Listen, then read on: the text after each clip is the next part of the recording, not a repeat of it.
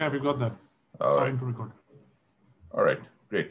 Welcome, everybody. I'm really excited to have Mr. Ramachandra Guha with us to talk to us about cricket. And he's got his new book out, which and in the US, I have not been able to get to it, but I know people in India who have. And I have been lucky to get some excerpts from that sent. So it the book Commonwealth of Cricket looks excellent. The many excerpts that I read and the many interviews that I read, all of them are makes me want to get to it as quickly as I can. And my friend Amit, who's in India right now, has promised to bring one back. He said that he can fit it into his laptop bag. So I'm most excited about that. So a few things, just some housekeeping notes. I have put all of you on mute. I know almost all of you here. We are in a small but very passionate group of cricket fans, mostly belonging to a certain age. And the reason I mention that is because a lot of this, the book is about Ram's cricketing memoirs. So he does look at the way that he, the cricket that he saw, the cricket that he played, and none of us here have been, at least none of us here from, let's say, the group of my generation have been as much as accomplished cricketers as Ram or even Arun Khanna here.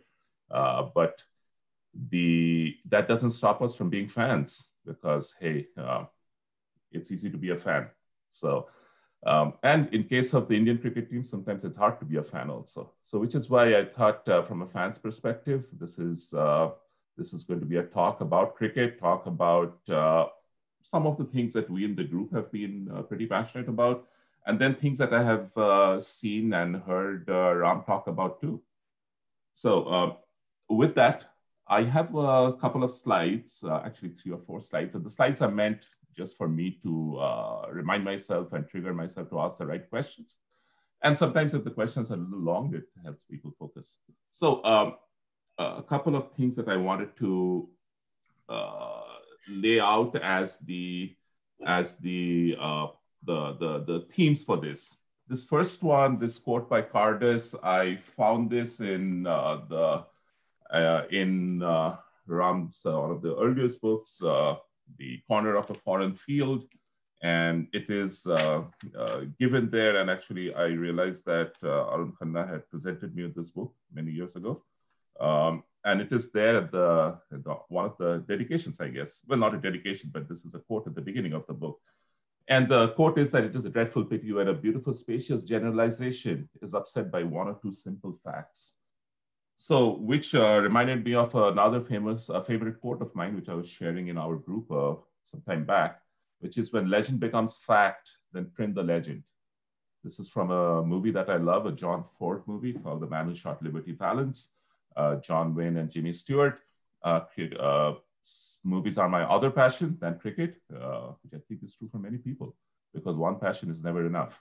So we are not going to get into fact checking. We are not going to go into wisdom. Amit here is, he actually doesn't even need to do that. He remembers everything. So that makes life much easier for the rest of us, because whenever we have questions, we just ask something and Amit immediately, automatically somehow produces everything that we need.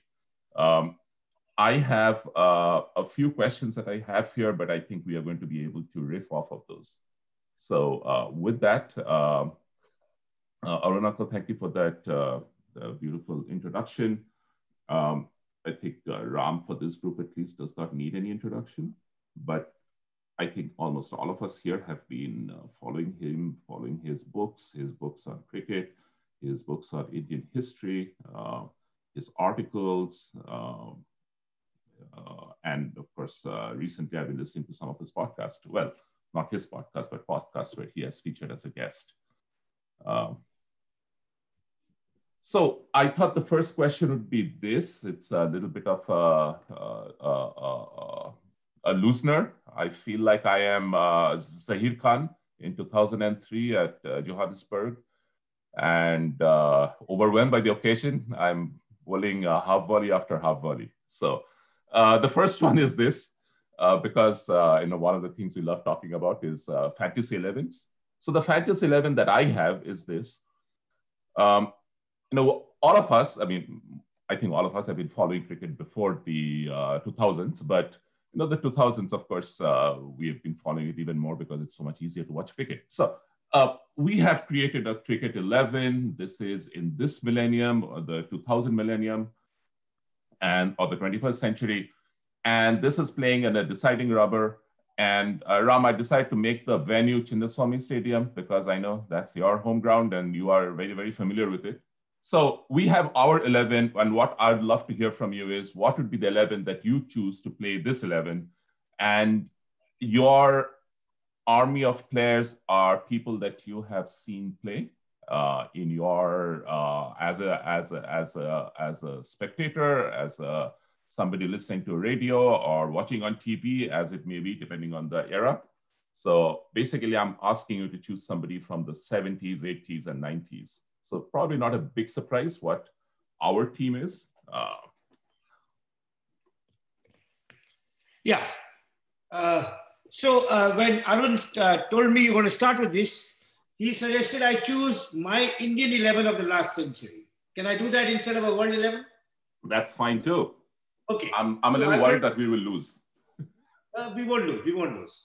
And so the Indian 11 of the last century, including people I have written about and not just merely watched.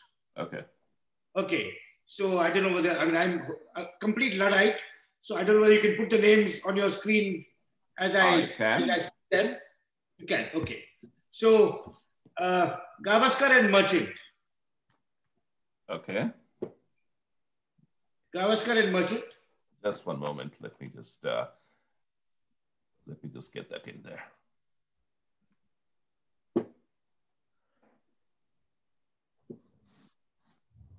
That screen has gone off, but it'll come back. Yeah, I think it has gone off from your end, but is there on my end. So I think I'm just going to move it over there. There we go. So Gavaskar and Merchant. Yeah, perfect. So Gavaskar and Merchant, which means Bumrah and Zahir Khan and Srinath will bowl for 3 hours and not get through their defense. There may be 50 for no loss at lunchtime, but there'll be no loss. There'll be no loss. All right. So number 3 will be G.R. Vishwanath. Of course. And well, I think number 4 will have to be Tendulkar. You've stolen Tendulkar from my 11. He made his debut in 1989. Yeah, I cheated there a bit. Yeah. You'll have to replace Tendulkar with someone else. You can keep Dravid. You can keep Dravid. We have VVS. Yeah, you can put VVS there. And you can give me Tendulkar. So number 3 will be Vishwanath. Number 4 will be... okay, you keep Tendulkar. Keep Tendulkar. Oh, okay. Oh, that's generous. Number 3 is Vishwanath, which means supposing Gavaskar gets out, Vishwanath comes in. As soon as Vishwanath gets out, the stadium will be empty because no one wants to watch your team bowl. They only want to watch Vishwanath bat. Right. So that's Vishwanath number 3. Hazare at number 4. A man who scored 200s against Lindwall and Miller in our first tour of Australia. And you can bet that no one is going to score 200s in this series that's going to come, not even Pujara, and even not Kohli if he was playing. So Hazare at number 4, Paulie Umrigar at number 5. Oh, that's an interesting one. Okay. Sorry. Wait a minute. Yeah, Paulie Umrigar at number 5. Okay. Mankad and Kapil Dev at 6 and 7. I figured that you'd always have Mankad in your team. Mankad and Kapil Dev at 6 and 7. And your side has no all-rounders. Unless you consider Ashwin and Kumble all-rounders, then good luck to you. Centurions, both of them. Good luck to you. Centurions at some... Okay. Number 8, Kirwani. Who is your keeper? Dhoni is a long stop compared to Kirwani. You take it of course. Me. Yeah. You take it from me that Dhoni is a long stop. Dhoni will miss every stumping, every catch of Kumble on a crumbling pitch in the 4th day Chinnaswamy Stadium, forget it. He'll miss everything. Number 9 will be Amar Singh, of whom even, and you will have to, okay, that's fine. of whom Wally Hammond said he comes off the pitch like the crack of doom. Yes. And Leary Constantine was so afraid of him that when they played against each other in a Lancashire League match, he knew that Amar Singh had a fear of death. So Leary Constantine would come for the match dressed in black. And Amar Singh would ask him, why are you dressed in black? He would say, I've come for a funeral merely to put off Amar Singh. That's how great Amar Singh was, that his contemporary and great all-rounder Leary Constantine was so scared of him. That's 9. And 10 and 11 are Prasanna and Chandrasekhar. Now, Prasanna and Chandrasekhar. So it'll be, the real weakness that my side has is that no one can field. Except Kapil Dev, no one can field. Except Kapil Dev. So I have 12th man Solkar, 13th man Hemu Adhikari, 14th man Azharuddin, and they'll keep on rotating it, coming in and take the catches for Prasanna. You sound like... Allow me that. You'll have to allow me that, right? But so, okay, so that's really my 11 against yours. You kind of cheated by taking Tendulkar, but if Tendulkar was to come in, probably Polly Umbriger would go. The Polly Umbriger would bowl also. So it'll be a great contest. I mean, your side has no all-rounders. After 5, you have no batting. Dhoni had a dreadful record overseas. Absolutely dreadful. Ashwin has forgotten how to bat. Kumble basically was a Ranji Trophy batsman. So after 5, you have no batting. Whereas we have batting right till the end. I mean, right till Amar Singh. So my side against yours, and as I said, whatever happens, I mean, if Bumrah and your bowlers, I mean, you'll never be able to get Gavaskar and Merchant out. Hazare once scored 309 out of 387 in a pentacular match. Now, so, and Kapil Dev with his swing will get Sehwag. Sehwag is your great stylist, but Gambhir, I mean, Gambhir is better off in Parliament than playing for your 11. So it'll be a good contest, but I'm confident that my side will thrash yours, even though you've stolen Tendulkar. No, that's a big challenge, especially the way that you have created your team. You will look like you're somebody who's going to get those the concussion substitutes too. Yeah, for sure. I mean, after Prasanna will bowl it over, then go out, Solkar will come. After the over, Prasanna will come back. And then when Chandrasekhar finishes over, he'll go out and Azharuddin will come. So that's how I'm going to run my side. Like. So I'm getting some questions on your or comments on your team choices. One is, of course, the fact that there is no Bedi. I thought, or some people thought that you'll choose Bedi probably over Prasanna. So, here's my book, The Commonwealth of Cricket, all right, which I hope all of you will read.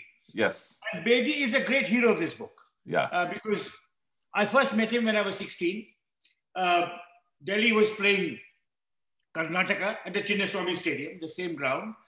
And I had come to spend the summer playing cricket in Bangalore. As you know, Tipu, but the others in your team, others in the group don't know. Yeah. Arun, who's orchestrated this evening, was my classmate in Doon School and St. Stephen's, and we played together for the same house, the same school, and the same college. And Arun also figures in this book, by the way. There's a section on Arun and our other Doon School mate, Kapil Bhalla. So I spent this, those days you finished Senior Cambridge in December, you joined college in July, and I came to Bangalore, Arun was in Delhi, and I saw Karnataka first beat Delhi and then beat Bombay en route to winning the Ranji Trophy for the first time. And one day of the Delhi match, I was staying with my uncle, who's the other hero of this book. The other hero of my book, even greater than Bedi, was my maternal uncle, who was a left-arm spinner who introduced me to cricket and who played for St. Stephen's. And the Delhi manager was Gulshan Rai, who had played for Hindu College against my uncle. Gulshan Rai also used to play for Rosnara Club with Nandi Khanna, Arun's father. And so my uncle Dore got Gulshan Rai for dinner with Bedi. And we're talking about 1974. Now in 1974, my uncle had kept a bottle of scotch for such occasions. It was impossible to get scotch in those days. It kept a bottle for such occasions. Bedi, Gulshan Rai, my uncle Dore and I had dinner. Bedi did most of the talking and all the drinking. So he finished that bottle. This is what cricket was like. He finished that bottle, chatting. The next day he got 5 wickets, but his team lost. But this is the kind of man Bedi is, that unlike present day cricketers, he never accepted a favor. So my uncle gave him dinner and a bottle of scotch. And before he left, he sent a grey nickel bat for my uncle, signed. He said, this is for you. Because I cannot accept a gift without giving something back. That's the kind of man Bedi is. Now, truly great cricketer. Why is he not in my 11? Because Vinu Mankad was a better all-rounder. Almost as good a bowler, by all accounts, than Bedi. But a fabulous batsman, a good fielder. And for balance, he'd have to be there. I mean, it's sad that my boyhood hero is not in his team. But he's all over my book. So I hope you read my book to get a sense of the kind of admiration I hold Bedi in, both as a cricketer and as a human being. Now, I saw Subhash Gupte. Now, Subhash Gupte versus Chandrasekhar is a tough one. And maybe there's a little bit of my Karnataka bias here. And I wonder if the questioner comes from Bombay. To check his name, is he from Bombay? Is he a Maharashtrian from Bombay? But well, Subhash Gupte was a fabulous bowler. And no less a person than Gary Sobers said that no spinner troubled him as much as Subhash Gupte. So, that's saying something. But Subhash Gupte did not have a good record overseas. Chandrasekhar won us matches in England, in West Indies, in Australia, and also bowled, well in New Zealand. So in that sense, it's a tough choice. And Chandrasekhar was unorthodox. And since Kirmani is the keeper, you want someone Kirmani is comfortable with.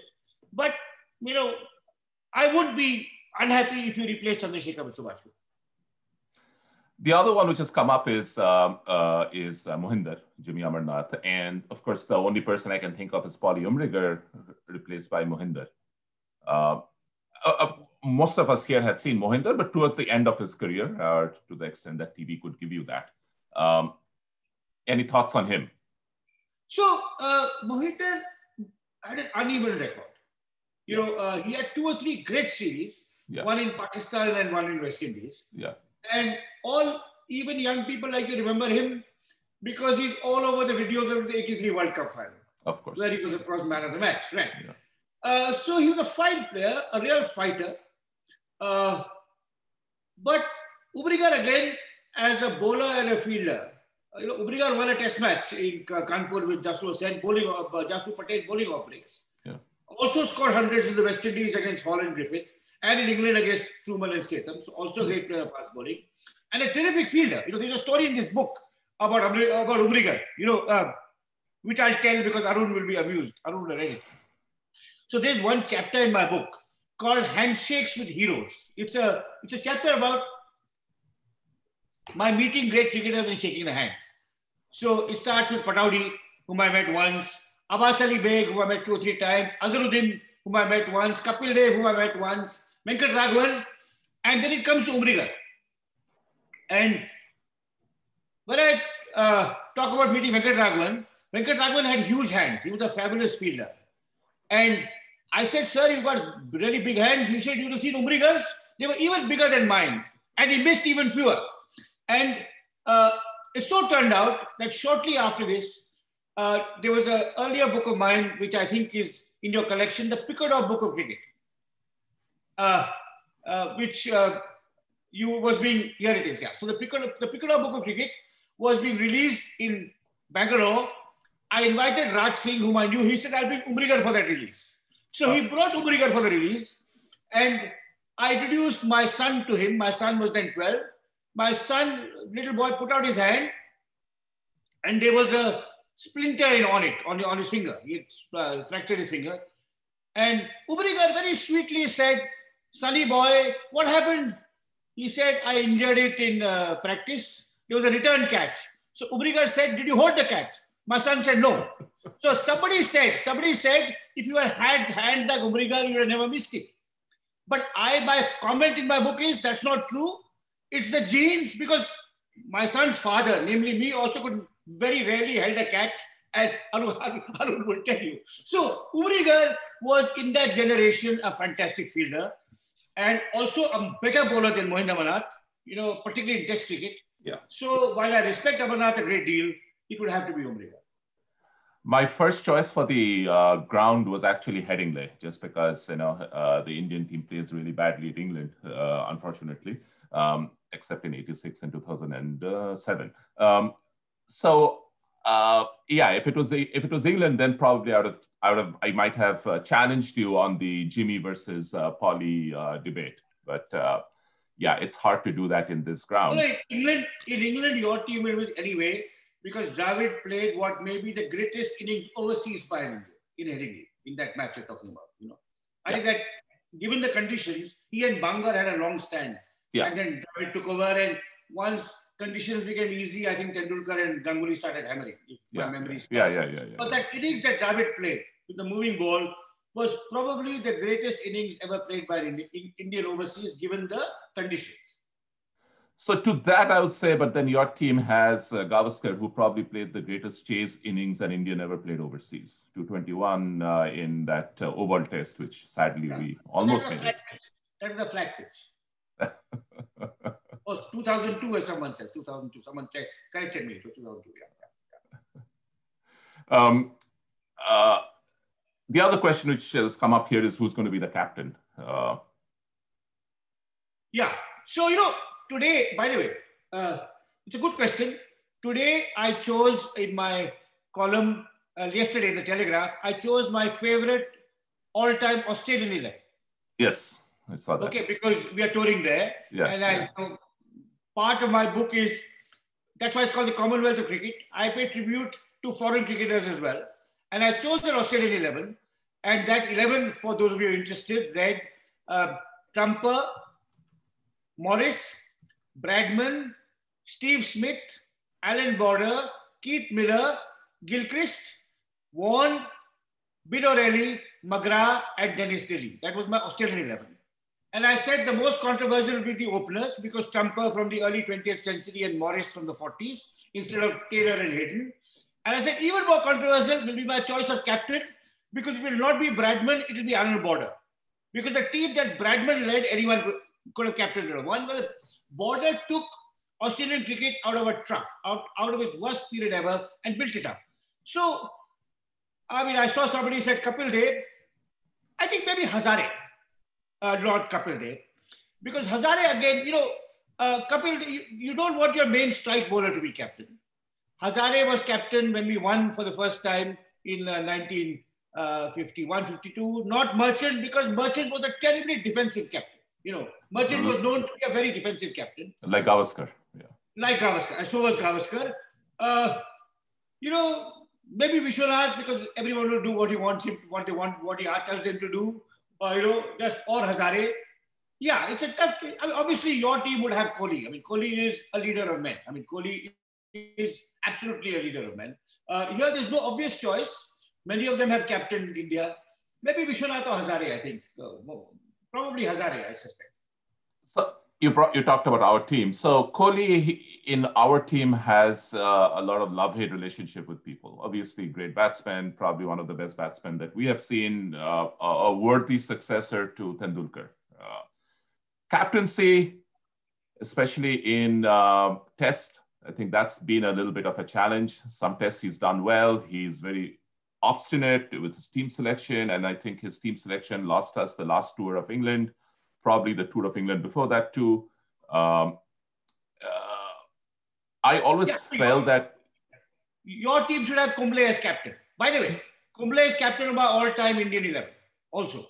And my all-time Indian 11, combining this, would be Sehwag, Gavaskar, Dravid, Tendulkar, Kohli, Vinu Mankad, Kapil Dev, Kirmani, Kumble, Bumrah, and Chandrasekhar, and Prasanna probably, because you have that would be all-time Indian 11. But Kumble would be the captain of that.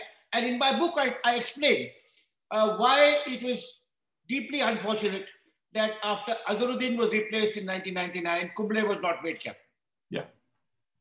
Kumble is a fantastic strategist, leader, motivator, as he showed when he finally became captain. Yeah, all right at the end. Yeah, all too late. But his leadership in Australia, after that terrible test match where we were cheated by the umpires, and we went on to win at Perth, where we never won. So, in your team, Kumble for sure would be captain. Not Tendulkar, not Dhoni, not Dravid, not Kohli. It will be Kumble. I'll tell you one thing. For those of you who are here who play cricket, who have played cricket, and Arun will appreciate this story most of all. When Kumble was made captain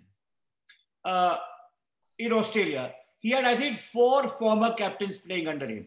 There was Tendulkar, there was Dravid, there was Ganguly. And I think Sehwag had also captained a few test matches. Yeah. So there were 4 of them, and Dhoni had captained one-day cricket. So there were actually 5 people who had led India before him. They were playing. And they gave him that everything. And there was a moment in that match where Ganguly was fielding at short leg to Kumble. Now, any of you who played any standard of cricket know that the junior most guy goes to short leg. Because no senior player is going to risk going to short leg. But Ganguly was made, Ganguly, and that arrogant bong, that Bhadralok Maharaj bong, right, who was fielding at short leg to Kumble. That was an amazing tribute to the kind of leader Kumble is. No, he is, especially when you remember some of his other fielding, Ganguly's aversion to fielding. So, yeah, no, that is something. So, Kumble would be captain of your 11 for sure. Yeah. Yeah, no, I think one of the other points I was going to make it, Chandrasekhar, is I felt that as a mystery spinner, and the problem that we probably have had with both with Mr. The Kulcha pair has been that in the era of so much of video and players playing everywhere, some of that mystery goes away. And everything it happened to us in the last England tour also. Initially, they were the mystery spinners, and then they quickly got unraveled. So do you think that would be a problem with Chandrasekhar in this day and age? Well, not really.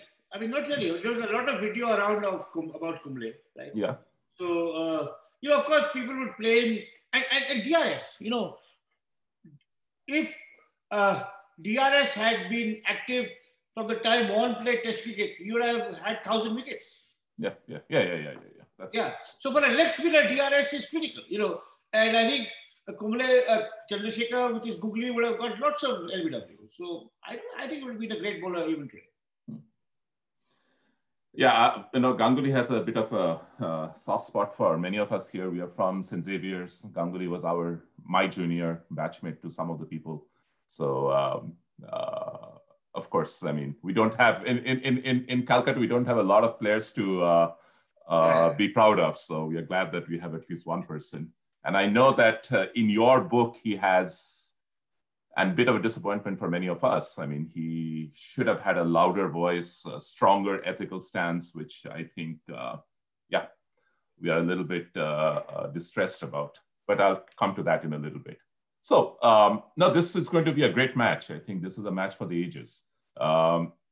I just wish it is not happening on a BCCI-controlled TV environment with BCCI-paid commentators. So on that note, I choose in my book, and I think Arun may have shared it with you, an all-time India 11 and an all-time Pakistan 11. Yes. And I say that the commentators will be Michael Atherton and Shane Warne.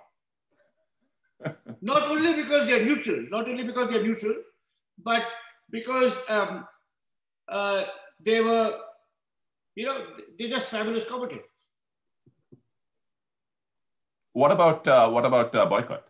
Another person who's very unafraid to speak his mind, unfortunately got a bad rap now. Can be sometimes petty and churlish. Yeah. Not generous enough. He's knowledgeable and funny, but he doesn't have the generosity of spirit which Warne has. Yeah.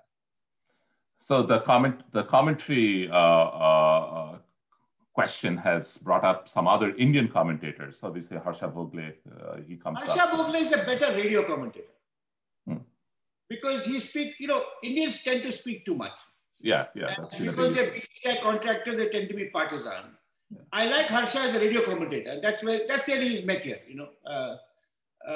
and the greatness of Atherton and Warne and Holding is that they play top-class cricket. They're phenomenally knowledgeable, and they bring their knowledge and their experience to what they talk about. And they're totally non-partisan. Unlike Indian commentators who make it obvious that India must win. And even Australian commentators. Warne is actually the exception.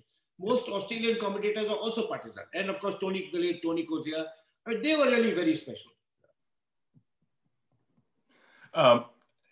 But if I look at some of the best commentators of the English in England, I mean, both say Arlott or Brian Johnston, etc. None of them have been really cricketers. And I'm talking about. See, Tipu, those were different times, because now you can all see it. Radio commentators don't have to be cricketers. That's why Harsha was a better radio commentator. Yeah. I mean, Harsha, like Arun and me, was a college cricketer. So he played some cricket, but it was his zest, his enthusiasm, his knowledge that came through in his radio commentaries. But for television commentary, where you can see everything, you don't need a ball-by-ball description of this guy bowled, then they played a cover drive, then cover dived and failed to stop it. You don't need all of that. So that's why you now have, and unfortunately, although our Indian commentators now are top-class test cricketers, they add no value to what you're seeing on the screen. I'm told that someone like Sehwag is better in Hindi than anyone in English. I mean, I'm not listening to him much, but you want someone to add value to what you see, and you don't get that from Indian commentators on television. We have a good question here. Who would you rate as the best Indian umpire? Yeah, I mean, I've not seen enough. Venkat was good. I mean, till he lost it. And I again, there's an incident in my book when there was a time before we went for neutral umpires, when we had one home umpire and one neutral umpire. The theory being that the neutral umpire would act as a check. Yeah. And I remember there was a test match in Delhi against Zimbabwe in 1993. Venkat was umpiring and Kapil was bowling. And Kapil appealed and just Venkat said, not out, not out. He just barked at him, and no Indian umpire could bark at Kapil Dev like that. If Kapil achieved loudly, benefit of doubt to Kapil Dev all the time. And by the way, on Venkat, last night, I was doing another Zoom conversation with Bishan Singh Bedi, hosted by a group in Amritsar. And he's a native Amritsar. And he said something very interesting. He said Venkat is the only person to have played to be at a Lord's Test match as a player, as a vice captain, as a captain, and as an umpire. That's a great record. That's a great unbeatable record. No Englishman has also achieved that. So probably Venkat, in my experience, I'm told, Ramaswamy was good, but I don't remember. I can't judge. But Venkat said. Yeah, and definitely, I think the standard of umpiring has definitely gone up since those days. And probably we saw umpiring, at least those of us of our age, saw umpiring at its worst. So, and I think probably the case with when you were watching it too. You mentioned this case of in one of your, I think it was your podcast, I think, where you mentioned about watching Padukone in one of these, Prakash Padukone, in that in a game against this Thai player in the World Championship, where and I'll just describe what it is that it is the shuttlecock goes outside of the line. Indian umpire will not say no, they give him the point, and the next shot he intentionally hits it outside so that he doesn't get that point. I mean, that's a great sportsmanship. That was something to be pretty proud of. Yeah, and I think in a little bit of what you just said about Kapil Dev and barking at the umpire, not wanting to say no, it's one of those W.G. Gray stories, right? People have come here to watch me and not you. Yeah. Okay, I'm going to move on from my question on the Fantasy 11s. I'm going to keep it in this format. Actually, no, let me just move it back to the presentation format, just because it's easier to ask the questions, and the other ones I do not have anything to write on the screen. So I'm going to now go into a little bit of, you talked about a lot of and in a way that, since you mentioned it in this fashion about the all-time India 11. So we were thinking, or I was thinking about what are the different eras of Indian cricket history. You are a historian. History is, we do not know it's an era till it's over. And for us, or for me, I felt these were, to me, the big Indian cricket, the big eras of Indian cricket. 1932, the first test at Lords. Of course, Amar Singh takes his takes a 5-wicket haul there. 1952, Chennai, New Zealand, the first Indian victory, 70-71. I put that as the first time we were actually out and winning two tours, one after the other, in two of our, probably two of the strongest teams of that side. 83, Prudential Cup, we talked about Kapil, and of course, Amarnath. 2000, that was again, for many of us, it was the match fixing, kind of an end of a certain era of cricket. And then IPL, which I think has changed everything. I put in Sachin Tendulkar's retirement also. You talked a little bit about some of the, the superstar syndrome that we have. And I felt that Tendulkar's retirement was, in this group, we have many strong opinions on Tendulkar, and his retirement and the way he did it definitely left a little bit of, it's a bit disappointing. Tendulkar is a master of timing, except on this one. He gave a great speech at the end though. So I was wondering from you, what would you feel are the big eras? Are there anything that you felt was a big landmark in Indian cricket that you feel was very important to you as a spectator, as a historian, whichever. Yeah. So your demarcation of these eras is pretty logical and convincing and comprehensive. But this is the eras in Indian cricket history, but there's also a prehistory before the first test match started. The first time we played a test match, and that's documented in my book, right. Corner of Foreign Field. Yeah. The first the Parsis as pioneers. There was a question about my all-time 11, and Umrigar is there. So there is a Parsi, as it turns out, in my 11. But the Parsi pioneers who toured England in the 1880s, then the Bombay Quadrangular, the great Palwankar brothers, who are the Dalit brothers, the bowler, left-arm spinner Balu, and the right-hand batsman Vittal, who are the heroes of a Corner of Foreign Field. The Maharajas were the early patrons of the game. So that, without that, you wouldn't have the first test match. The first test match was at a time when there was no Ranji Trophy cricket. Ranji Trophy started 2 years after we played our first test match. So I think we tend to forget that early period and what it contributed and the spread of the game. So it went across India. It started in Bombay, but then Calcutta, Madras, Delhi, North India, Holkar, and so on and so forth. Right. So that I think is very important. Otherwise, broadly, what you say is correct. I think 71 is very important. In that chapter, Handshakes with Heroes, one of the heroes I profile is Farooq Engineer. Yeah. So there was a match, my son graduated from college in 2013. And I gave him a graduation present, which is also a present to myself, an Ashes match in Manchester. Rather naughty of me. So it was a present to him and a present to me. So we were watching this match in Manchester in 2013. And it was a good match. And Michael Clarke on one side and, and so on and so forth. Good players.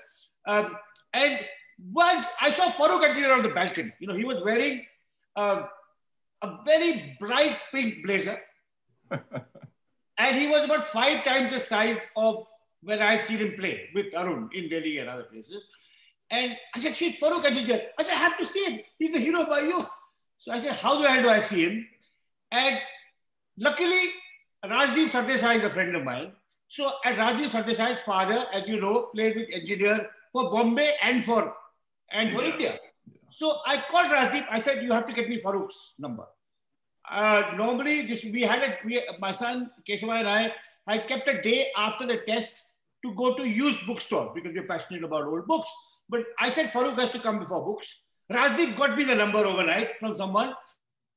I called him and I said, sir, I'm a fan of yours. And if you call Kohli today and say I'm a fan of yours, he'll say, shut, put the phone down on you. But if you're 70 at Farooq Engineer's age and someone says, sir, I'm a fan of yours, you'll say, come. So he lives in a village about 15 miles outside Manchester. He gave us directions, we landed up, and he was incredibly sweet and polite, particularly to my son. and whom he addressed in the Parsi way as Sunny Boy. You know, how are you, Sunny Boy? My son was 6'2", 23 years old, with a beard. Sunny Boy, Sunny Boy. He really took my son. You know, very endearing fellow. And at one stage I told him what 1971 meant to me. I said, it's such a sacred, that set of digits, 1971, is so sacred that it's used in every code. If you want to open my phone, you have to go to 1971.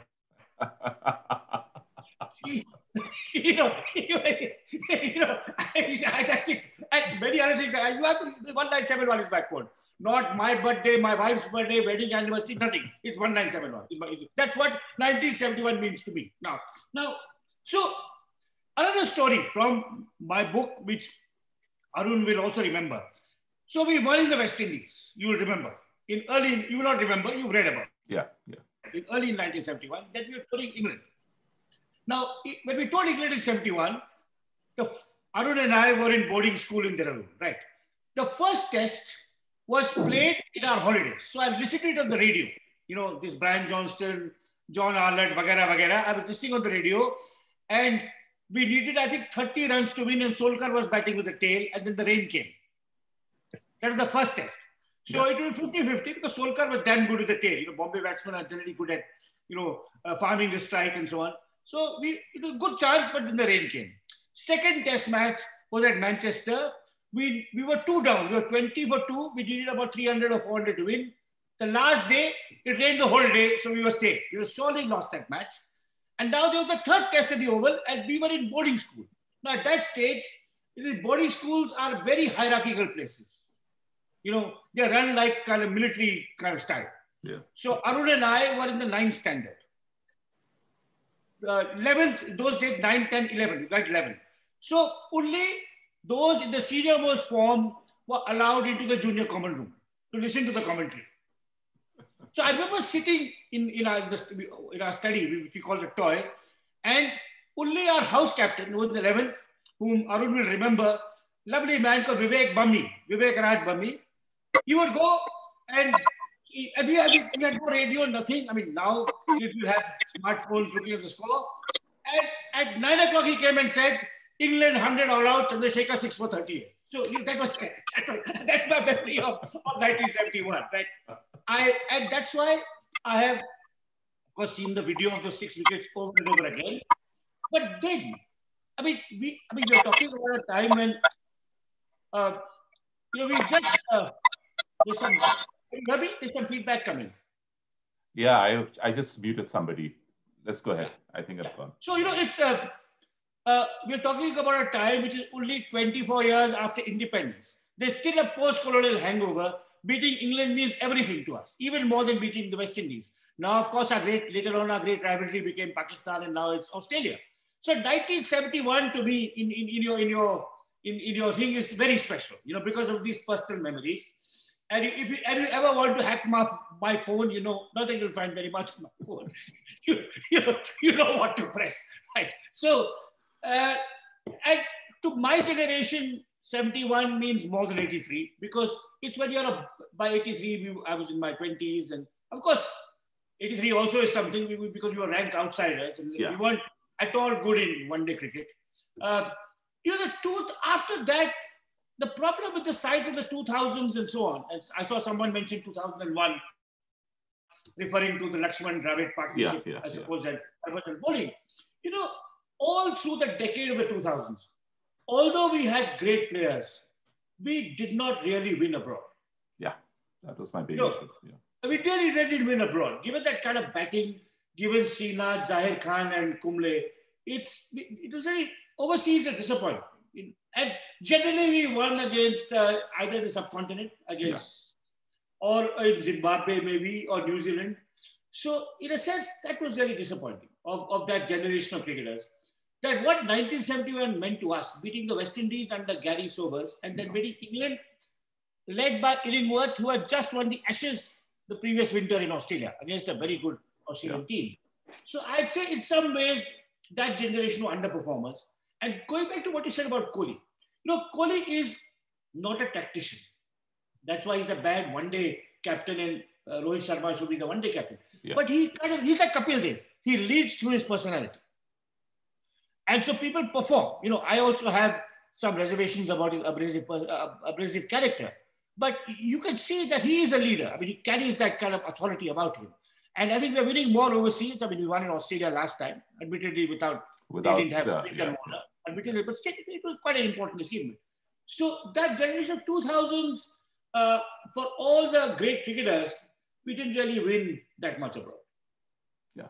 And also, and which is why I put the IPL down, because it seems IPL has taken a lot of the energy away from Test cricket. Now, I mean, I think it's very easy for us to say, oh, Test cricket is like it, and everything else that's coming after that is they are pretenders. But it does seem to have, and IPL has obviously made a lot of money for a lot of people, and it has thrown some good people into the mix also that we did not have. I think Bumrah, he kind of got his big break through IPL, and I think so did a lot of the players today who are in the Indian ODI team and maybe even in the Test team. But between IPL and then, which is why 2013 and Tendulkar, it somehow became way more personality driven. I mean, of course, even before that, Indian cricket always had larger than life personalities, but it somehow became more of that becoming the tail which is wagging the cricketing dog. Do you, and in this group, we are of a certain age, we probably feel more strongly about Test cricket than others. Is that, I mean, do you think all cricket is the same? Do you think, is Test cricket something that we should be aspiring towards as the purest form of the game? I mean, I'm a partisan of Test cricket, and it's, I mean, for sure, it's much more appealing to me, aesthetically and otherwise, the sense of drama, the cricketers. But now we are moving towards a period where even the cricketers will prefer 20. Kohli is an exception, where he wants to win Test matches. I'm not sure. I mean, we are doing pretty well in the T20s and the one days in Australia. Will we do so well? When we kind of, I kind of doubt it. Right. So let me see if there's any other questions on this. Okay, I'll move on to another one from the different eras to what I like to call it as cricket being the game of unification. But at the same time, along with the unification, cricket is also a game of great divisions. And I mean, obviously in your corner of a foreign field, you address some of those things. And the divisions that we see in cricket, and I say divisions not in a sectarian, violent Celtics versus Glasgow Rangers kind of a way, but there is the class and background differences, and that's the Pundits brothers is a good example of that. There is the small town and metro, and the way that the Dhonis of the world, and you could say that maybe is directly because of IPL. Maybe that opens up another channel that was not there before. You have the height and physique, and we've had probably now they're eating better, they're exercising better training regime. Definitely when we are making the teams of today versus the teams of the all-time 11, I just felt on the field they will win the matches just because they're more athletic. There is just like fast bowling and leg spin. I mean, I'm amazed as how a country of the greatest spinners, suddenly we cannot find a good spinner anymore. There's the player and administrators. I think that's a divide that has been there. And I think you obviously talk about that at some length, and we loved the 4 categories that you had created of that. There is this thing about glamour and the hard yards, the work that one has to do with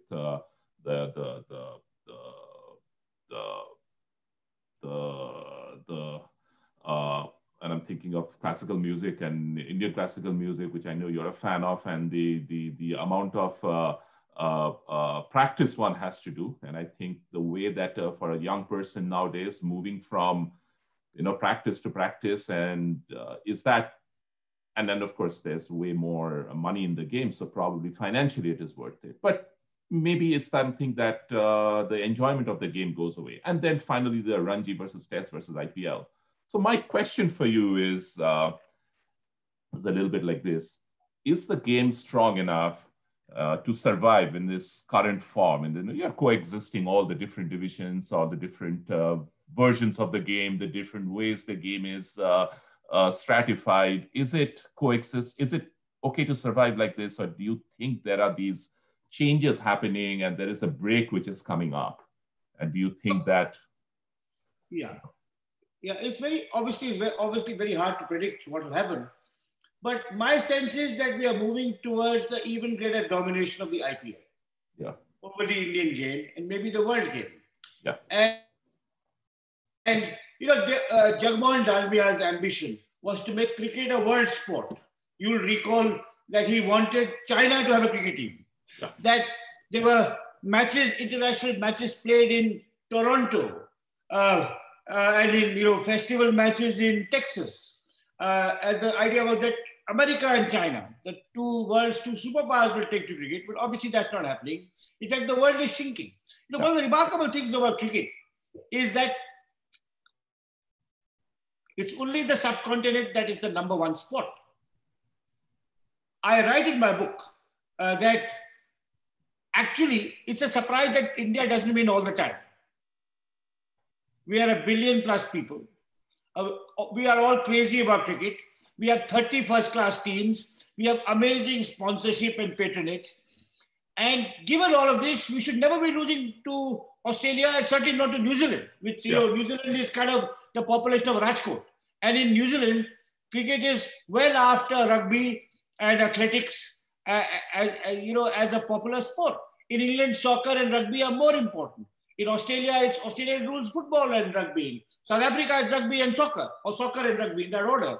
So, it may become like America and the World Series. I mean, the World Series, it's kind of a joke of a name, But here also, it could be that just as in the American World Series, you have Dominican and Cuban and Venezuelan players playing, and Jamaican players playing. Here also, the kind of mercenaries, the Australian and West Indian mercenaries will come. I mean, it's amazing what's happened to the West Indies. Yeah. Gale and Sunil Narine and Kieran Pollard are not interested in playing Test cricket. They only want to play IPL.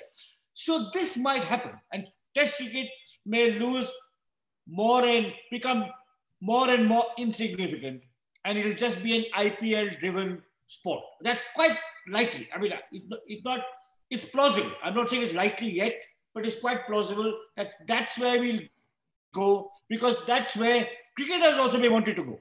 Till the generation of Sehwag and Lakshman and Tendulkar, cricketers knew that Test cricket was where they were tested most. But I'm not sure that Jadeja thinks that way. Pandya thinks that way. Yeah. So, we may just go down that route, and I just say I was fortunate that is happening towards the fag end of my life. And, that's why my book is kind of also an elegy. It's an elegy for a world we are losing. Because it's also a book about school cricket, college cricket, club cricket, Ranji Trophy cricket, and of course, Test cricket. And all of that is diminishing in importance. So in that sense, it could be that we are going more and more towards the American model, where it's really an Indian sport, and it's the shorter version, the shortest version that absolutely dominates. Yeah. Amit was asking about one-day internationals. How does that fit in this structure? I mean, I always feel nowadays that ODIs have kind of this red-headed stepchild of world cricket. 83 opened the doors for ODIs for us.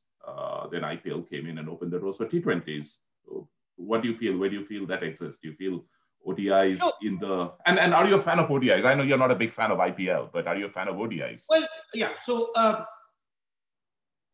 again, a story I tell in the book. When IPL started, I wrote a column where I said, Test cricket is like single malt whiskey. For one-day cricket is like Indian-made foreign liquor. And IPL is the local hooch. It's the tharra down the road. When you watch a test match, like with single malt, you can savor every sip. You can remember that spell on the first day with the GB Anderson with the breeze. You can watch the rearguard action by Dravid, what he did in Headingley in 2002, or Kumble on a turning track, bowling to AB de Villiers, and the kind of thrill that contest, or Jack Callis, and the thrill that contest evoked in you. one-day cricket, you just basically just remember the highlights. T20, all you remember is I got smashed. Maza aaya. So the addict who can't get a test match or a one-day match goes for that. So I prefer one-day cricket. There's more of a... So, again, Tipu, since you're also a classical music fan, a khayal versus a thumri versus a film song. Yes, I was just thinking of that. Yeah, broadly like that, right? Yeah. So, but Shane Warne, who is a very, very perceptive observer of cricket, said about 5 years ago, all three forms can't survive and probably ODI will go. Now, maybe the test cricket will go. But he said this, he anticipated this almost 5 years ago, that it's hard to see all three forms survive with equal importance. And now he thought ODI would go. At that stage, he thought ODI would go. But I think test cricket may go faster because people don't have the time. And it'd be interesting to see. Yeah. And most importantly, I think just that and you mentioned Ranji Trophy and school and cricket, and I think that whole pathway is going away. I think people are going straight to IPLs, and then I'm trying not to be the just as a factor. It's a factor. Yeah. Arun and I talked about our playing for school. Then we went to St. Stephen's College in 1974, and our captain in St. Stephen's College was Arun Lal. Now, Arun Khanna, Arun Lal, and Ramachandra Guha were all studying economics, which is the most prestigious course in St. Stephen's College. Arun Khanna and Ram Guha got second classes, and Arun Lal, the future test cricketer, got a first class. So can you imagine this kind of situation today? That he was good enough to get a first class in the most difficult course in St. Stephen's College, and yet play for Delhi and then play for India. Now, today at 50, it's the Tendulkar model, right? So it's like, I don't know, very few people know this, that Kumble was a ranking student, right? Now, so that pathway has gone. That's why these people are also underdeveloped as human beings. At 15 or 16, if you get into this and the spotlight and the money, I suppose but there's no reason why you can't still have active college cricket, because, cricket grooms character. Cricket as a part-time sport, any team sport played at a reasonable level grooms character in a way in which individual sports don't, right? So I'm glad I played cricket at the college level because I think it does something for you later on in life. Yeah, and I think the English model of that, of the Blues, the Cambridge, Oxford, and there's a whole, Woodhouse writes about that, and when I went to a good school, I think it was a good school in Calcutta. We went to St. Xavier's, and that's what I was telling you earlier, that Ganguly was there. I have no idea where he would have played. There was no ground, and I can't believe that someone like Ganguly would have come out of the facilities that we had, and then a couple of us Xaverians are here on the call, facilities that we had, that it would produce a cricketer. Then, of course, you realize that his father was the CAB. Chandi Ganguly was the head of CAB or the secretary of CAB, I'm sorry. Dalmia was the head. And so he had the facilities that he came from a rich family that we did not have. And which just kind of brings me to the class and background and the small town and metro. And do you see that kind of a shift? I mean, I think that's a positive shift. And if that's come out because of that, the English-speaking elitism of that, and a lot of those things are gone. And I think it's a good thing. I mean, I think as a historian, and I've heard you talk about it. Absolutely. And again, that's that spring of 1974, which I spent in Bangalore. As a historian, I have documented many events in our history, in Gandhi's life or the making of the Republic and the writing of the Constitution. But I've only once seen history being made live, which is when Karnataka beat Bombay for the first time. And that opened the door for other teams. Yeah. Bombay had won 15 years in a row. I was born in 1958 and I'd never seen anything but in my whole life. At 16, for the first time, some other team apart from Bombay won. But that opened the doors for Delhi, for Tamil Nadu, for Haryana, for the railways, and for cricketers like Dhoni and Sehwag and Harbhajan to come from all kinds of places. So I think that's, except maybe the Northeast. I saw a question asked about the Northeast. The Northeast is an area in which still, for multiple reasons, mostly neglect by the board, this hasn't been done. So, yes, absolutely. The fact that it's no longer the English-speaking elite, it's no longer Bombay. Bombay had 7 players in 1971, or 6 players in the 11 in 1971, a couple of reserves as well. So, that's very, very good. But I think this kind of inwardness that the IPL is breeding. One of the problems with with the Indian obsession with cricket is that other sports have suffered. Yeah. I sometimes joke that, the 1983 World Cup, people remember it. It was basically won because Greenwich misjudged an in-swinger from Balwinder Sandhu and was bowled. He thought it was an out-swinger. He lifted his bat, came in. I tell you, if Greenwich had not been bowled, West Indies would have won 183 for 2. And maybe hockey would still have been a national sport and not cricket. We had just won the Olympic title after some time, in 1980. Yeah. And hockey was competitive. We had good tennis players at that stage. We had billiards players, Michael Ferreira. Yeah. So there were quite a few other sports that were in the frame. But that World Cup victory and then television coming at the same time, satellite television, elevated cricket to a place, maybe an excessively high pedestal, and other sports have suffered. Now we have some very good individual sportsmen and sportswomen and more sportswomen in badminton, in tennis, in boxing, in wrestling, but they get, a fraction of the support and the emotional interest. There's an article in my book, there's a chapter in my book where I describe how, this will interest some of your, maybe I'll read it out. I mean, you don't. Yes, please. If you don't, just give me a minute. I'll read out something which may surprise some of you, because it's like, 1 second.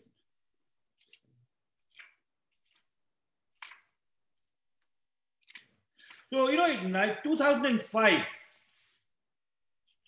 2005, 3 years before the IPL started, in 2005, the Indian Hockey Federation organized its first Premier Hockey League Championship.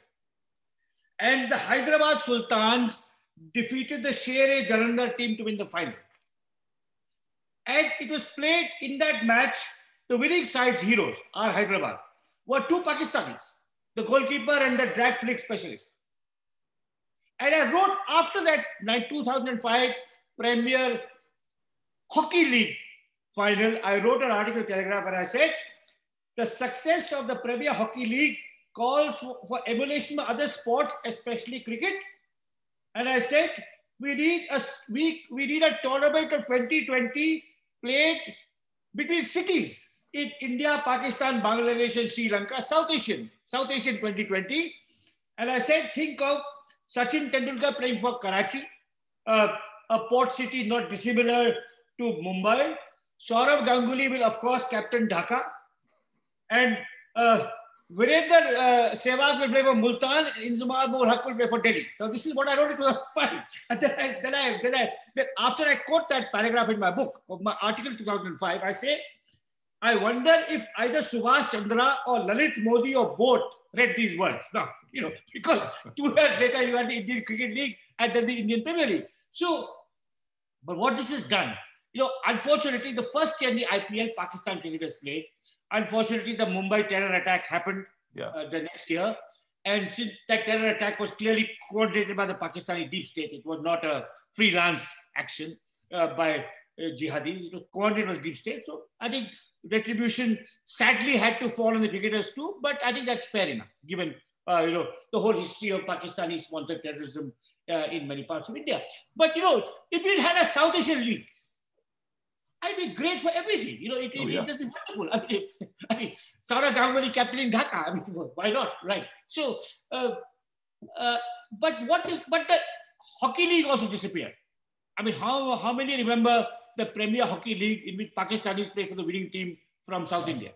I mean, so those other sports have very diminished in importance, and I think that is really sad. I mean, because we are fortunate that there was no Olympics in Japan this year, because we would have sent a contingent of 600 people and returned with 1 bronze medal, probably, right? Okay. Yeah.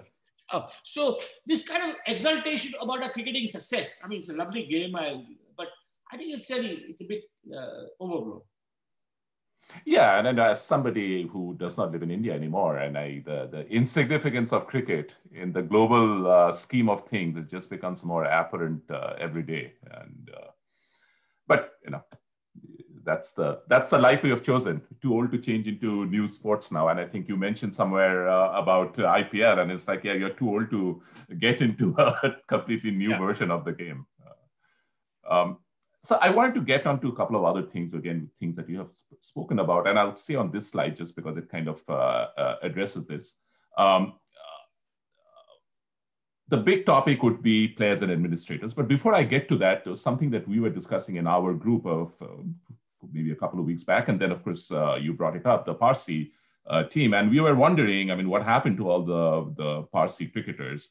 As I was reading your book, the States of Indian Cricket, I remembered that one of the Parsi cricketers we forgot in our group to talk about was Rishi Jijiboy from Bengal. So he was somebody. But as a community, it's obviously not as many of them anymore. But till maybe, I guess, I would say the 70s, they had a good representation. So is it just that they just went away? Yeah, I mean, they were a very small community to begin with. Yeah. And of course, quite a few migrated. And went to New Zealand and Canada and other places. They were very good at squash, by the way. Yeah. Apart from cricket. But they were the pioneers. I mean, they started the game, the funding of the game. The CCI was built with Parsi and Gujarati money. So absolutely. I mean, they played some of the great journalists, AFS Talyar Khan was a Parsi. Bobby, Yeah. So, And, in States of Indian Cricket, in my first book, Wickets in the East, I mentioned that it was symbolic that Engineer got 100 in the last test match played in the Brabant Stadium against England in 72-73. And he got a pair, 0-0 in the first test match played at the Wankhede Stadium. Because there was a shift of power from the Parsis to the Maharashtrians, in Bombay. That was kind of the shift of power, Brabant to Wankhede. And Farooq, was the last kind of... by the way, if I may tell a Parsi story, which is not connected to cricket, but it's relevant to all of you here. It's a lovely Parsi. One of the problems with Indians is no Indian community can laugh at itself except the Parsis. So, it's a real problem with regard to our freedom of expression. So, Hussain paints a Hindu goddess and we go up in flames. Salman Rushdie says something about Quran and another set goes up in flames. Somebody says something about Tipu Sultan, about Netaji Subhash Bose, and we are a really thin-skinned, humorless country. All of us, Maharashtrians, Kannadigas, Bengalis, Tamils, Hindus, Muslims, except the Parsis. And I'm going to tell you a Parsi story, which is not connected to cricket, but which tells you how special Parsis are, in this regard. Not only are they were the great sportsmen, great entrepreneurs, great scientists, like Homi Bhabha, great conductors like Zubin Mehta, great writers like Rohinton Mistry, but also great humorists who can laugh at themselves. Now the story goes as this. It's a totally true story.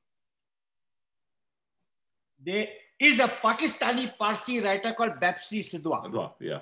The ice candy man, right? Whose brother actually owns the Murray breweries making beer in Pakistan.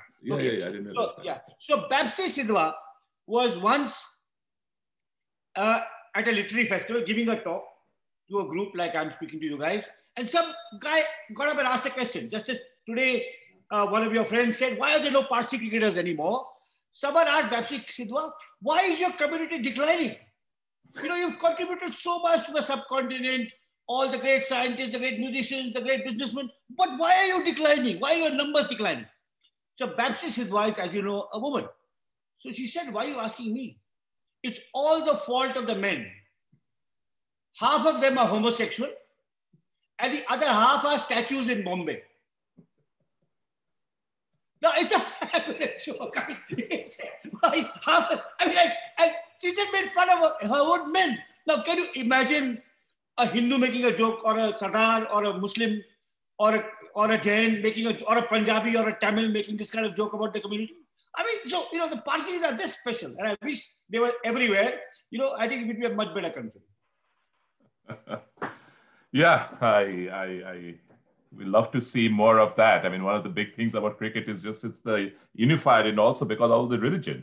It is the Amar Akbar Antony of Indian life. I mean, you get less and less of that with so much of segregation happening in many ways. So players and administrators. So I'll move on to the next question after this. This is the last one. So with players and administrators, you do not have a lot of faith in the administration of the game. Obviously, we talked a little bit about match fixing, IPL, we talked a lot about it. You have mentioned about the fact that, I mean, you had higher expectations of some of our cricket officials. You have, you brought up Ganguly, obviously, but then before that also, I think you touched upon Srinivasan, and you touched upon also Dalmia, and then the conflict of interest. So the conflict of interest, the bug of conflict of interest has hit, unfortunately, some of the biggest names in our cricket, and it's a little bit of a national characteristic, you could say, where some of these finer points are maybe not as well appreciated as it should be. So what would you, I'm trying to frame the question in a way that it does not sound as if like we are just slagging off against these administrators, but to your, in your experience, what is a good administrator? What do they do? And again, if you have examples in world cricket of good administrators, I mean, obviously a lot of cricketers, Peter May onwards, before that too, have gone into a cricket administration, but what do you think is an administrator? What should they be doing? I my chapter is called Accidental Administrator. Yes. I never thought I'd be in that. I had an interesting anthropological experience, but I don't really want to comment on it. I mean, obviously, it's deeply unfortunate that Ganguly has to advertise a fantasy game by being president of the board. It's an awful precedent. And I'm sure, his teachers in St. Xavier's would have thoroughly disapproved of what he's doing. And he doesn't particularly need the money either. Of course, I know the greed for money for people, is never ending. People are not satisfied with even if they have a great deal. So it's such a very, very bad example. It's just truly, truly awful, for him to be doing this. And, I just hope, he can look at himself in the mirror, and, I'm sure our people in his family would be embarrassed by this. And he's just taking account of the loopholes that exist and, carrying on. And that a top-class Indian cricketer, a successful captain, someone who, as one of you was pointed out in the chat box, someone who, after Tiger Patowdy, was the first captain to disregard parochial sentiments and choose the best talent, regardless of which state they came from. That was his legacy. To go out like this, it's, often, but there's also another Indian disease. There's an Indian disease which is that not to recognize conflict of interest. There's another Indian disease which is not to know when to retire. Why does he want the spotlight? It's like he can either, and particularly for this kind of thing. So, but I don't want to go on about him because I said I'm now out of the game, out of administration. I've just become a fan again, and that's. I suppose we are just like that. We are like that only, as they say.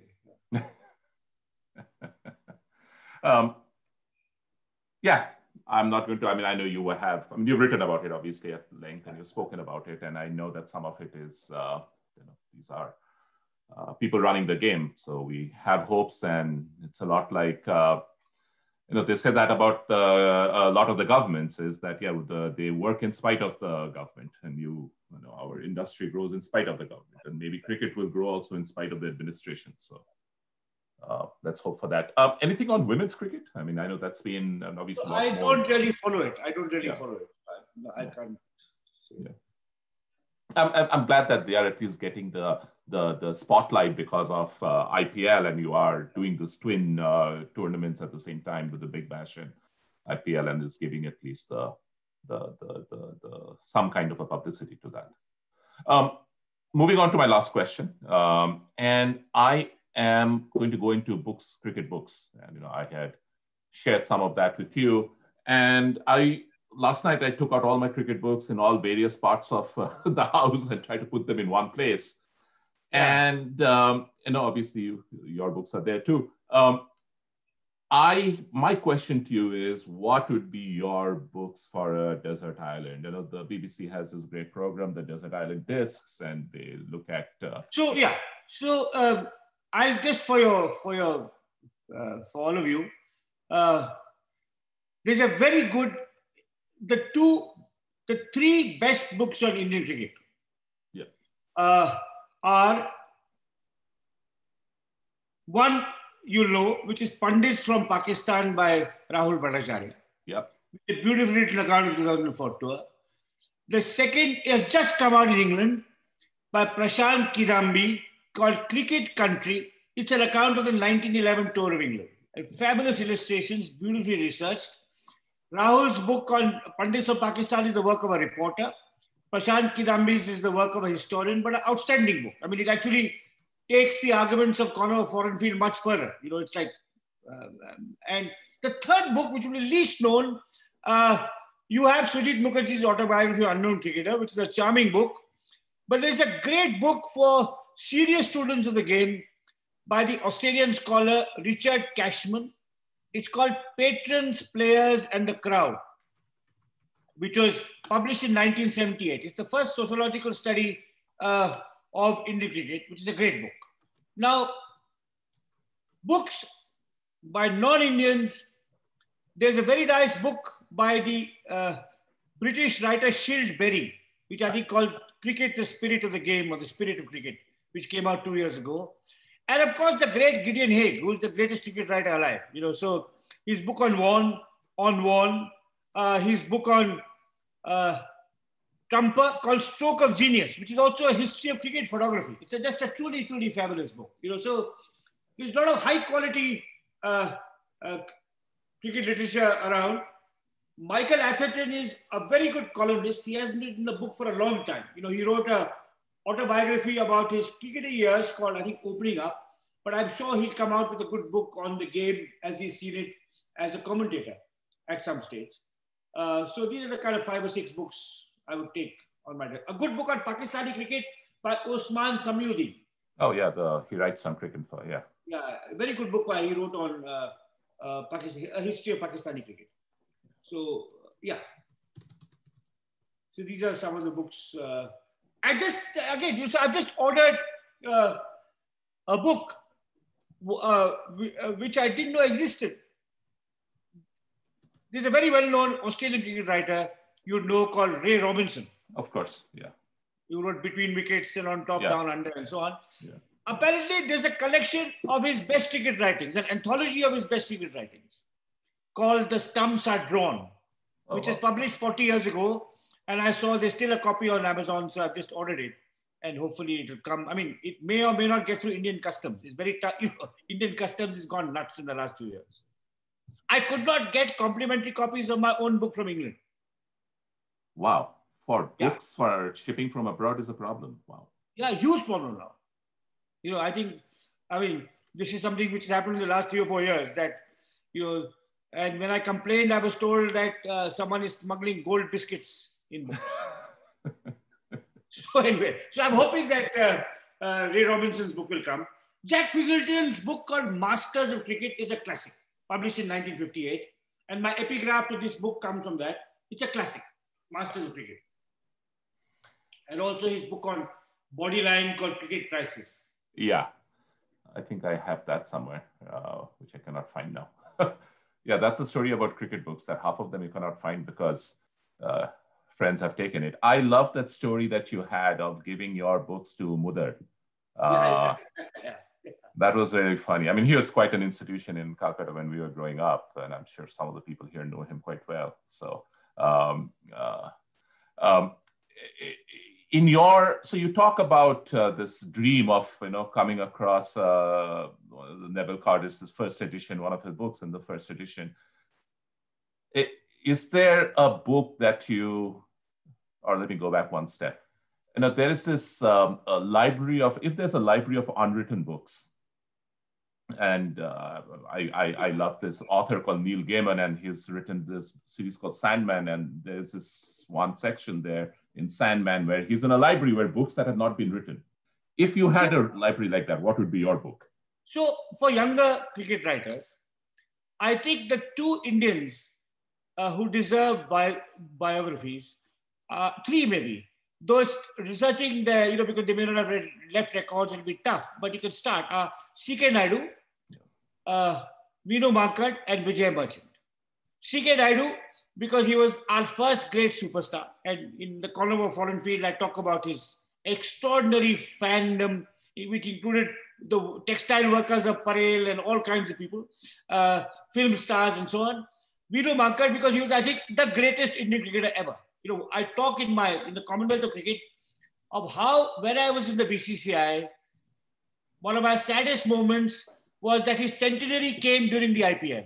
And I was not able to persuade the board to have one of the matches called the Vinu Mankad match. Right. So, and Vijay Merchant, who was a great philanthropist, who was not only a great cricketer, but gave back to the game. Anyone who was destitute, he supported them, and was also a patron of classical music and other things. And all this they helped found the Spastic Society of India. So biographies of these people, because without Naidu, without Mankad, and without Merchant, there would have been no Gavaskar, Kapil Dev, Tendulkar, Kohli, Dhoni, etc. So remembering those people, remembering the real pioneers, I think I would love for biographies to be written about these people. Any talking of biographies versus autobiographies, and I know that autobiographies leave out a lot of stuff. Any Indian cricketing biography that you particularly liked? Again, I know there's not a lot. Actually, I guess maybe it's too small a group to choose from, but any world cricket biography, maybe? No, I think Gideon Haigh, of course. 4 or 5 fantastic. I see you have Big Ship, which is about Warwick Armstrong. Warwick Armstrong, but his book Mystery Spinner about Jack Iverson. Right, that's the one I was looking for. Who's a little bit like this Natarajan, who's now playing in Australia. At 30, he was picked for Australia. Jack Iverson. So, and his book on Warne, his book on Trumper, I think he's a great biographer. So this was our last question. I have a couple of audience questions here, so I'll just call it out here. One of them is, what would be the greatest test ever played on Indian soil? I mean, again, the Calcutta test is very recent, recentish in our mind, but I'm sure you have seen many more. So I think that would certainly count. Also, there was a match, I think the same series where we won by 2 wickets in Madras. Cashman got 60 odd, right? So I remember the next test. I remember Mark Waugh took a fabulous catch at mid-wicket. I forget of whom, but amazing catch. So I think those would probably be, I think the series we played against the West Indies in 74-75, it's a 5-test series where we lost the first 2 and won the last 2. Next 2 and then lost the last match at Brahman Stadium. Lloyd hit a straight drive and kind of fractured Bailey's finger and kind of took him out of the match more or less, right? So but Test cricket has that drama. I mean, who will remember? I mean, I'm talking about 74, 75. It's almost 50 years ago, 46 years ago. Calcutta is 20 years ago. Who will remember an IPL match of this year, next year? Please tell me. Right, in the detail in which you remember what happened in Calcutta, right? Who will remember that? Right? So that's what Test cricket does. Test cricket produces great literature because it is memories stay and all of that. Yeah. Someone mentioned the tight test, which I think also, I mean, that's something that I watched on TV, and I remember I was so stressed and so tense, as I think everybody else was. Okay, I think I'm going to. Okay, there's one more. Okay, I guess for us in this generation, this is a big one. This is our last question. So Dipanjan, once again, was Miyadat 6 of Chetan Sharma in Sharjah the deepest scar on Indian cricket in terms of impact to morale and I guess a mark in history? You mentioned the tight test. When the tight test happened and the Miyadat 6 happened, that year, 1986, I spent in America. So I got the news 10 days later when the newspapers arrived at the university library. So that's the 1 year I didn't follow cricket, because I spent time abroad after that. But by then, cricket info with ball by ball and television and all that has arrived, right? So that year, so I don't really have memories of, because I didn't feel. By the way, one of the greatest one-day matches I watched on TV was, I think, the previous year when we scored 125 against Pakistan and got them out. They got 87. I think Shiva got 4 wickets, which is leg breaks. And I think Gavaskar took some 4 or 5 catches. Yeah, and so I know that Imran got, I think, 5 or 6 for them. Imran got 5, yeah. So, I mean, those one-day matches can also be great fun. I mean, they played on turning tracks or on receiving tracks. Yeah. But unfortunately, both the tight test and Myanmar 6, unfortunately, I was away from it. Yeah. You are lucky. That's one way. I mean, the distance that we now have from cricket a little bit, but of course, Cricket gives us everything at just an app away. So thank you, Ram, for your time. Arun Uncle, thank you so much for arranging this. The book is available. I saw that it is on Kindle, and you could order it from the US. I mean, I was using my father's Kindle account, so that was helpful. One of the things that Amit did a little bit of research on one of the names that you had mentioned in your book, Prasad. Amit, do you want to talk about that? I thought that was pretty funny. Mr. Guha, I was reading your book. You have the fast bowler Prasad, and you have a footnote saying that I don't want to check with your uncle Durai on who that actual name was. So I took it as a challenge and started doing every search on all the Prasads who have ever played first class in India. So I came down to 51 Prasads and finally narrowed it down to one Mr. S.K. Prasad, who did few Ranji matches, and he played last Ranji match in 61 and then he moved somewhere. And it could have been Dehradun because he became a probationary officer as per your book in 62. And which state did he play for? Which state did he play for? Odisha. Okay. So I did some research and I thought I'll just share it with you. S.K. Prasad. Thank you so much. Okay. Because as I say in my book, I didn't want to ask my uncle. Yes. Yeah. So let me ask him. Thank you. Thank you so much. Thank you. Oh, you're welcome. Okay. So with that, buy the book. Buy it for your friends. Buy it for yourself. It's in hard copy now, and then again available on Kindle. I know Amit already got it. Thank you. And Arun Uncle sent us some of the interesting bits, especially the part about himself.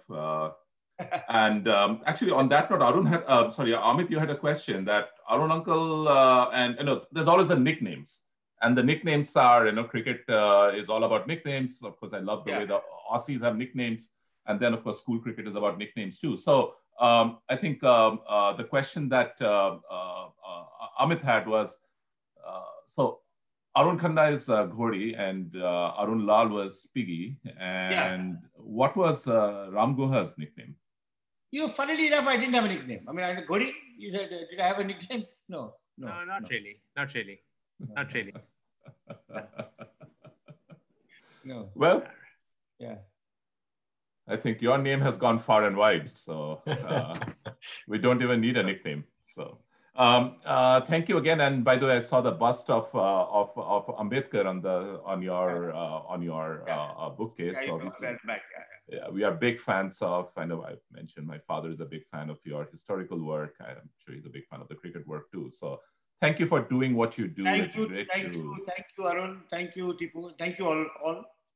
And thank you, Amit, for finding out S.K. Prasad.